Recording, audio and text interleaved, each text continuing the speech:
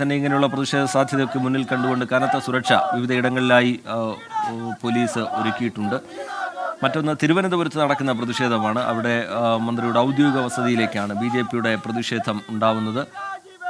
ഇപ്പോൾ A.V. ജയശങ്കർ വിവരങ്ങളുമായി ചേരുന്നുണ്ട്. ജയശങ്കർ, ഇത് യൂത്ത് കോൺഗ്രസിന്റെ പ്രതിഷേധം എവിടേക്കാണ്, എന്താണ് പങ്കുവയ്ക്കാൻ കഴിയുന്ന വിവരങ്ങൾ ജയശങ്കർ?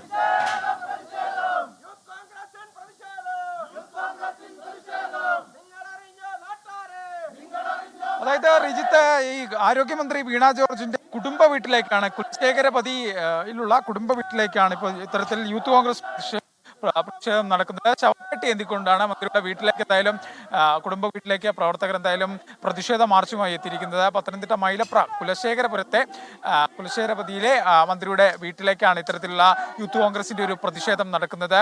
ഈ ബാരിക്കേഡ് ഉൾപ്പെടെ വെച്ച് പോലീസ് ഈ പ്രവർത്തകരെ നിലവിൽ തടഞ്ഞിട്ടുണ്ട്. നമ്മൾ നേരത്തെ BJP-യുടെ പ്രതിഷേധം കണ്ടതാണ്.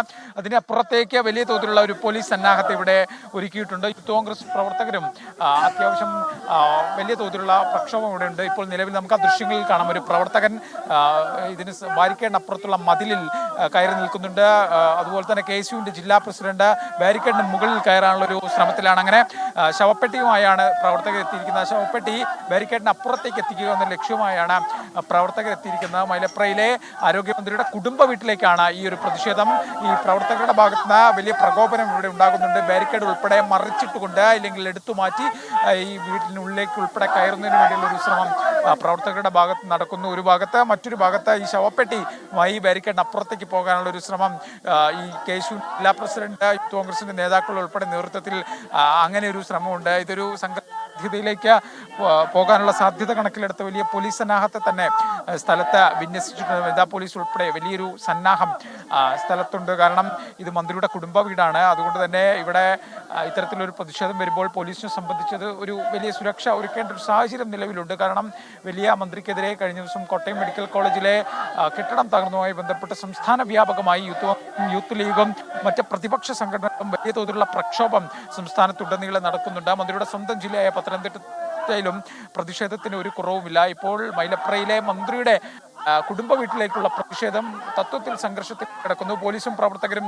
വാക്ക് തർക്കത്തിലേക്ക് കിടക്കുന്ന സാഹചര്യമാണ് ഇവിടെയുള്ളത്. ഇപ്പോൾ പ്രവർത്തകർ ബാരിക്കേഡിന് മുകളിൽ ഈ ശവപ്പെട്ടിയുമായി ഇരുന്ന് പ്രതിഷേധിക്കുകയാണ്. KSU ഒക്കെ തന്നെ നേതാക്കളുടെ നേതൃത്വത്തിലാണ് ഈ ഒരു പ്രതിഷേധം. എന്തായാലും ബാരിക്കേഡ് മറികടന്ന് കുറച്ച് പ്രവർത്തകർ അങ്ങോട്ട് കിടക്കാനുള്ള ശ്രമം നടത്തിയിട്ടുണ്ട്. പോലീസ് വലിയ സന്നാഹം ഒരുക്കി പ്രവർത്തകരെ നിലവിൽ തടഞ്ഞിരിക്കുകയാണ്. പോലീസ് മറ്റേതെങ്കിലും തരത്തിലുള്ള നടപടിയിലേക്ക് കടന്നിട്ടില്ല. നിലവിൽ പ്രവർത്തകർ ഈ ബാരിക്കേഡിന് മുകളിൽ ശവപ്പെട്ട് വെച്ചുകൊണ്ട് ആരോഗ്യമന്ത്രിക്കെതിരെ മുദ്രാവാക്യം വിളിക്കുന്നു, മന്ത്രിയുടെ രാജി ആവശ്യപ്പെടുന്നു. കഴിഞ്ഞ ദിവസം കോട്ടയം മെഡിക്കൽ കോളേജ് സംഭവങ്ങളുമായി ബന്ധപ്പെട്ടാണ് സംസ്ഥാന വ്യാപകമായി നടക്കുന്ന പ്രതിഷേധങ്ങളുടെ ഭാഗമായാണ് പത്തനംതിട്ടയിൽ മൈലപ്രയിൽ മന്ത്രിയുടെ കുടുംബ വീട്ടിലേക്കും യൂത്ത് കോൺഗ്രസ് പ്രവർത്തകർ പ്രതിഷേധവുമായി ഇപ്പോൾ എത്തിയിരിക്കുന്ന. ആ പ്രതിഷേധം അങ്ങനെ തുടരുകയാണ്, പിരിഞ്ഞു പോയില്ല എന്ന് പ്രഖ്യാപിച്ചുകൊണ്ട് പ്രവർത്തകർ ബാരിക്കേഡിന് മുകളിൽ ശവമഞ്ചവുമായാണ് ഈ ഒരു പ്രതിഷേധം നടത്തുന്നത്.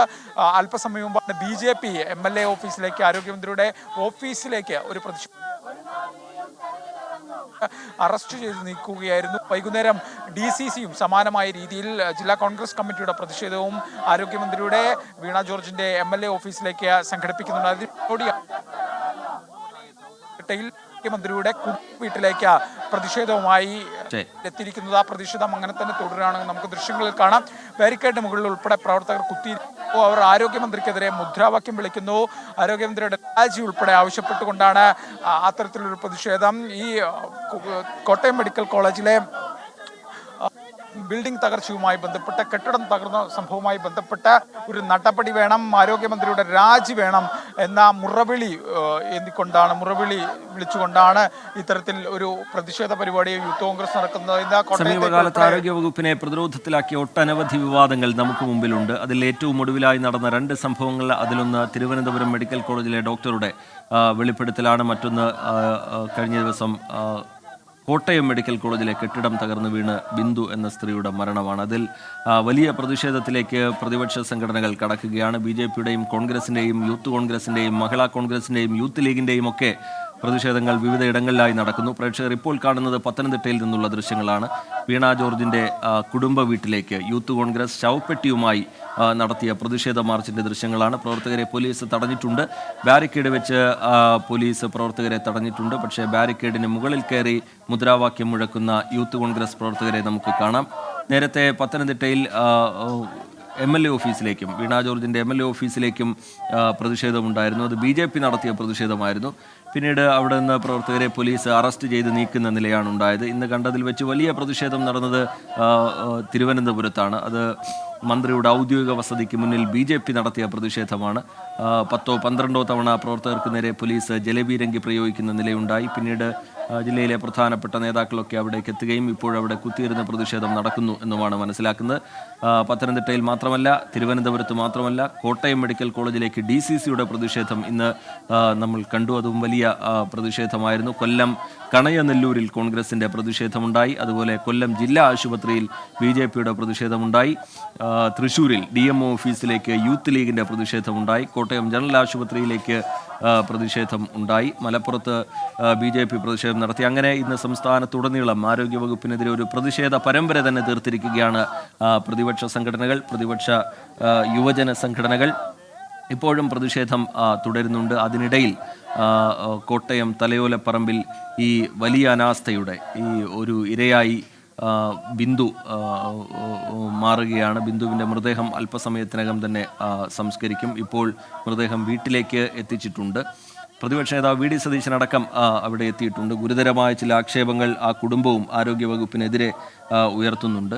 അത് അപകടവുമായി ബന്ധപ്പെട്ടുള്ളതാണ് പ്രധാനപ്പെട്ട വിമർശനങ്ങൾ. ഭാര്യ നഷ്ടപ്പെട്ടിട്ടും ആശുപത്രിയിലുണ്ടായിരുന്ന ആരോഗ്യമന്ത്രി വീണ ജോർജ് തന്നെയോ കുടുംബത്തെയോ ഒന്ന് വന്ന് കാണാൻ പോലും തയ്യാറായില്ല എന്നുള്ള വിമർശനമൊക്കെ ബിന്ദുവിൻ്റെ ഭർത്താവ് വിശ്രുതൻ ഉയർത്തുന്നത് നമ്മൾ കേട്ടു. അവിടെ അപകടത്തിന് വഴിവെച്ചൊരു സാഹചര്യവുമായി ബന്ധപ്പെട്ട് ആരോഗ്യവകുപ്പിനെതിരെ ഉയരുന്ന ഗുരുതരമായ വിമർശനങ്ങളുണ്ട്. അങ്ങനെ ഒരു അപകടം തടയുന്നതിന് വേണ്ടി ആരോഗ്യവകുപ്പ് നടപടികൾ സ്വീകരിച്ചില്ല എന്നത് കേന്ദ്രീകരിച്ചു വരുന്ന വിമർശനങ്ങളുണ്ട്. പിന്നീട് ഇങ്ങനെ ഒരു അപകടം നടന്ന ഘട്ടത്തിൽ മന്ത്രി പ്രതികരിച്ചതടക്കം അനുചിതമായി പോയി എന്ന വിമർശനം ഉയരുന്ന ഒരു ഘട്ടം കൂടിയാണ്. അങ്ങനെ വലിയ പ്രതിഷേധം